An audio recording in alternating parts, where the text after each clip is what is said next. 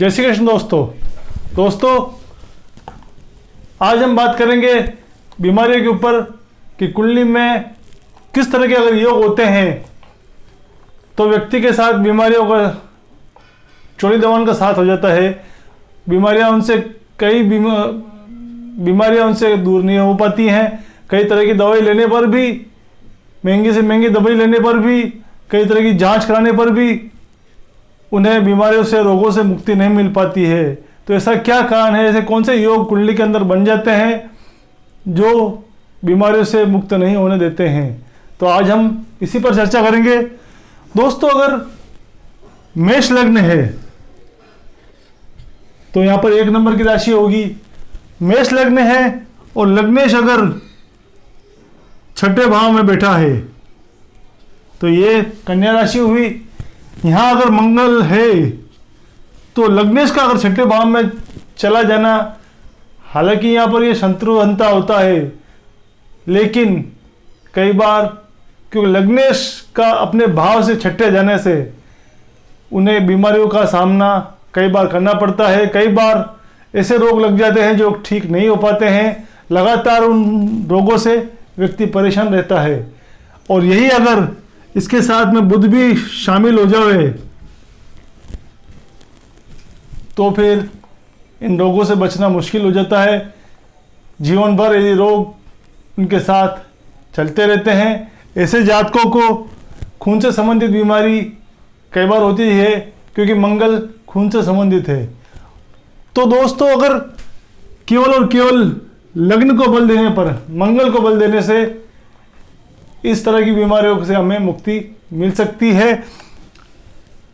6, 8 और 12 लग्नेश का जब भी 6ठे भाव से, 8वें भाव से और 12वें भाव से संबंध हो जाता है तो ऐसे जातकों या जातिकाओं का रोगों से चोरी दामन का साथ रहता है। कई बार उन्हें बड़ी बीमारियां, लंबी बीमारियों का सामना करना पड़ता है।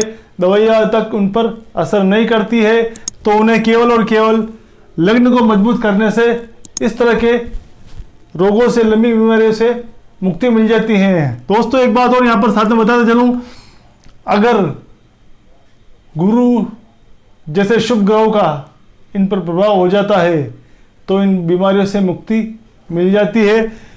क्योंकि गुरु यहाँ पर भाग्येश भी है तो पुखराज पहनने से, या गुरु अगर केंद्र त्रिकोण में स्थित है, केंद्र में स्थित होने या दशम भाव में स्थित होगा तो 9वीं दृष्टि से ये 6ठे भाव को, मंगल को देख लेता है। लग्न को यहाँ से बैठकर लग्न को देख लेता है तो भी ऐसे व्यक्तियों को बीमारियों से मुक्ति मिल जाती है, जल्द वो स्वस्थ हो लेते हैं। अब हम और कुछ योगों के ऊपर चर्चा करें तो अगर कन्या राशि है, यहाँ पर कन्या लग्न है, कन्या लग्न हुआ तो केंद्र के स्वामी धनु, मीन और मिथुन राशि हुए तो शनि यहाँ पर षष्ठेश हुआ। शनि षष्ठेश होने के कारण अगर लग्न पर या लग्नेश के ऊपर शनि का प्रभाव हो जाता है तो भी ऐसे जातकों को भी लंबी बीमारियों का सामना करना पड़ता है।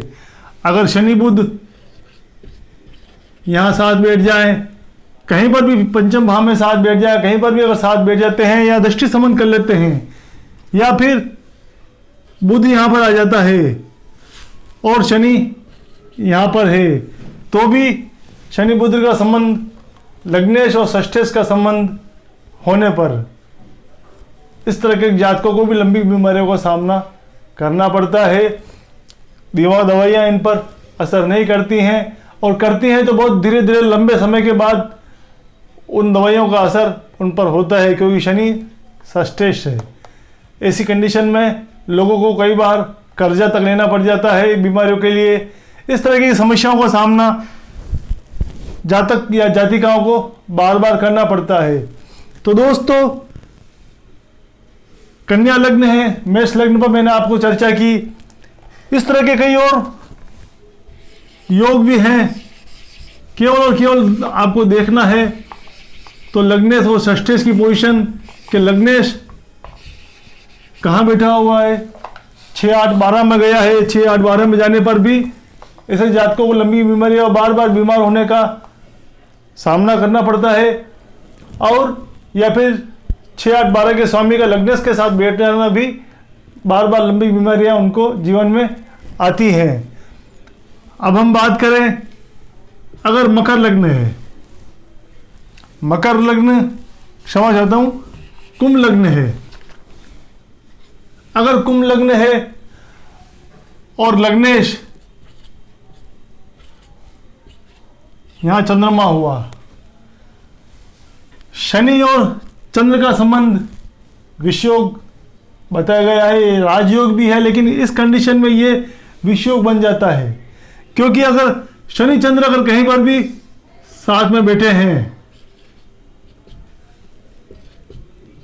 तो भी ये बहुत लंबी बीमारियों का सामना ऐसे जातक को करना पड़ जाता है। अब यहाँ पर शनि चंद्रमा नीच का हो गया, षष्ठेश नीच का हो गया केंद्र में। अगर यह मंगल इसके साथ में आ जाता है तो नीच भंग राजयोग बना देता है। जो ग्रह नीच का है उसका स्वामी अगर केंद्र त्रिकोण में आ जाता है तो वो उसको नीच भंग कर देता है। ऐसी कंडीशन में इस बीमारी से बचा जा सकता है। लेकिन अगर शनि चंद्र का संबंध है तो ये यहाँ पर विषयोग बनेगा, क्योंकि लग्नेश और षष्ठेश छठे भाव का स्वामी होने के कारण ये दोनों अगर संबंध युति संबंध कर लेते हैं या एक दूसरे के आमने सामने होकर बैठ जाते हैं तो भी ये विषयोग बन जाता है। और ऐसे जातक बार बार जीवन में बीमार होते हैं, मानसिक रूप से परेशान रहते हैं, चिड़चिड़ापन इनके जीवन में बना रहता है, मानसिक अवसाद की स्थिति आ जाती है। क्योंकि चंद्रमा मन का भी कारक है, इसी कारण और शनि का जब प्रभाव हो जाता है उस पर तो उसमें एक चिड़चिड़ापन की अवस्था आ जाती है। तो दोस्तों हमें केवल और केवल ये देखना है कि षष्ठेश और लग्नेश की पोजीशन क्या है। अगर वो दोनों साथ बैठे हैं, एक दूसरे से संबंध बना रहे हैं, लग्न का स्वामी छठे भाव में चला गया है, अष्टम भाव में चला गया है, तो व्यक्ति को लंबी बीमारी बार बार देता है। जरूरत है तो केवल और केवल लग्न को मजबूत करने की है। अगर इस पर किसी का शुभ प्रभाव है, गुरु जैसे ग्रहों की दृष्टि है, शुक्र की जैसी दृष्टि है, ध्यान रखना है कि वो शुक्र षष्ठेश न होना चाहिए। अगर षष्ठेश नहीं है और उसकी प्रभाव उस पर प्रभाव पड़ रहा है लग्न पर, तो वो उस बीमारी से उसे जल्द मुक्ति दिला देते हैं। तो दोस्तों आज हमने बात की बीमारी और रोगों के ऊपर कि किस तरह के योग होने पर लंबी बीमारी का सामना करना पड़ता है। दवाइयाँ तक उन पर असर नहीं करती हैं। तो जरूरत केवल और केवल लग्न को मजबूत करने की है।